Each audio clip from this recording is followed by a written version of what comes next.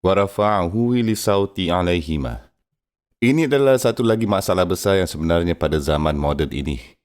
Kita bersuara ketika Al-Quran dibacakan atau ketika hadis seperti misalnya hari ini.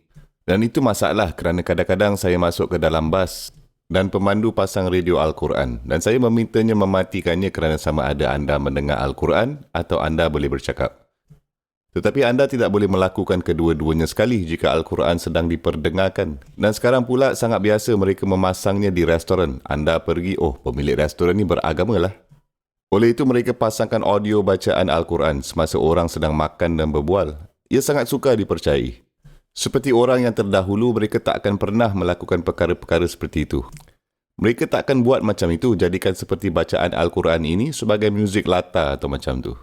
Saya maksudkan mereka itu akan menganggapnya seperti kufar jika orang berbuat demikian. Jadi malangnya ini adalah kerana kejahilan bahawa orang yang tidak mengetahui tentang hukum keputusan ini. Tetapi anda tidak harus bercakap. Anda tidak boleh bercakap semasa azan dilaungkan. Nabi SAW ketika azan dilaungkan, sahabat mengatakan bahawa seolah-olah kita tidak mengenalnya. Dia benar-benar berubah. Sebab itu adalah nidah, panggilan Allah. Tuhan sedang memanggil anda. Cuba bayangkan ini. Ayah kamu memanggil kamu dan anda hanya duduk di sana mengabaikan panggilannya dan meneruskan perbualan anda. Sekiranya anda mempunyai ketakwaan sikit, anda akan lari ke ayah anda jika dia memanggil anda, betul?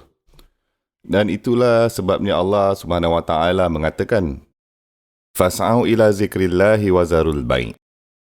Ya ayyuhallazina amanu iza nudiya lis-salati min yaumil jumu'ah." Apabila azan dilaungkan, fas'au ila zikrillah.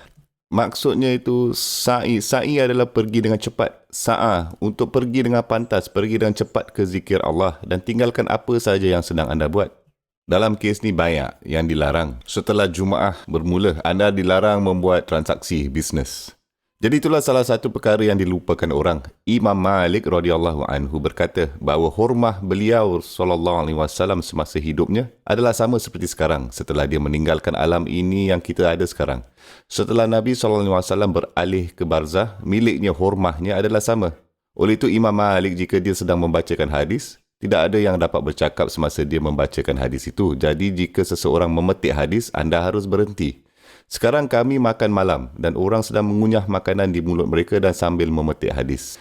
Imam Malik pernah berjalan dengan seseorang lelaki dan dia berkata, lelaki itu bertanya kepadanya tentang hadis dan dia berkata, "Kuntu arba'u bika." Saya dulu mempunyai pendapat yang lebih tinggi tentang anda.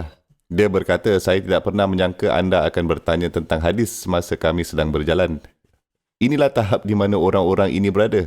Inilah masanya kita. Allah Subhanahu Wa Taala meletakkan kita pada masa ini, zaman ini. Tetapi kita harus melakukan yang terbaik.